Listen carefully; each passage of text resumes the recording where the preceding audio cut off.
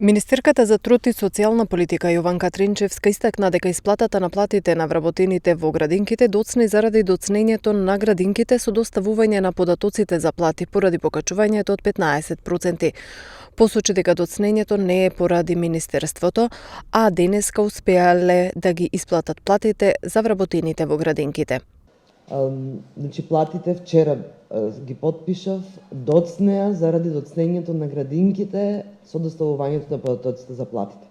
Платите ги подготвуваат стручните лица во самите градинки, сметководители, благајници што имаат во градинките, поради покачувањето од 15% на платите на давателите на јавните услуги, мора да прават нова пресметка и наместо до 15 еве, малку задоцнено, меѓутоа не е вината во Министерството за труд и социјална политика, туку во самите градинки кои доцна доставија пресметка на плата. Врз основа на нивните пресметки, ние го правиме системот во електронскиот систем кај нас и ја праќаме платата во Трезор. Тринчевска денеска присуствуваше на промоцијата на четвртата збирка песни и раскази БЗР од Малинозе 2022, која се одржа во знак на Европската недело за безбедност и здравје при работа.